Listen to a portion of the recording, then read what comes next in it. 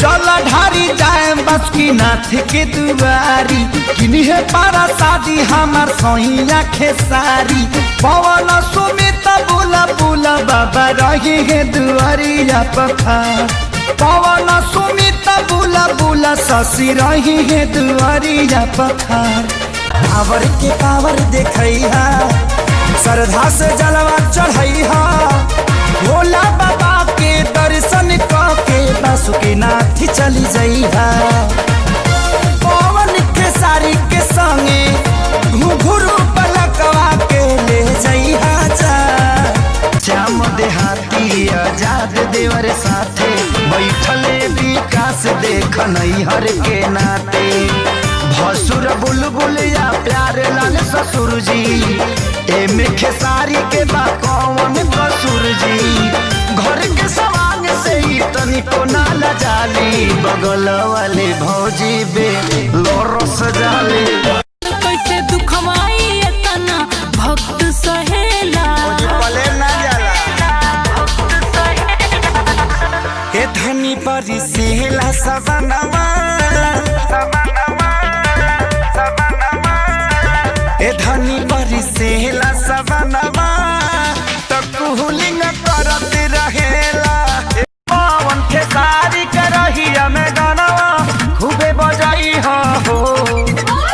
पवन खेसारी के रहिया में गानवा खूबे बजाई हो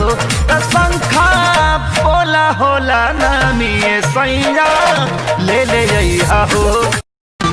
गाड़ी के छत परी धैले बाड़ी कावा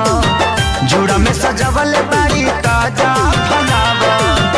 उठ पे लगा के लेकिन के लाली बगल वाली भौजी बे लोरो से जाली सुल्तानगंज से चलब जलवा उठाई कांवर के घंटी माई खूबे टुनटुनाई घरवा के सभे काम निपट गइल माई सगर रोपा गइल धान ए माई भोले जी में अटकल पारा अरे बाजे खेसारी के कांवरी भजनिया पवन बजावे ले बाजा बाजा असरा दिया हो जाइए राजा हरा दिया दिए पौड़ी राजा सजा दिया जाता रे देवघर संगे चाचा आजाद हो उनके संगे आई बिजल चढ़ौला के बाद हो सुनते ही जाई खेसारी के भजन तनिको न होई थकान हाँ, जाता वे दुनिया जहाँ सारा धाबा मन में जैती बम बम बोली गाँव भस जाता वे लइकन के टोली गेरुआ सिया दे एगो कांवर मंगा दे हमर पूरा दे अरमान भोले जी में गाँव भके लइकन के गेरुआ किनाइल हमहू जाइब ले ले बानी ठान भोले जी में अटकल पारा ए माई हमर भोले जी में अटकल पारा भक्तन के खबर मिली रौरो हर पाले हो भोले बाबा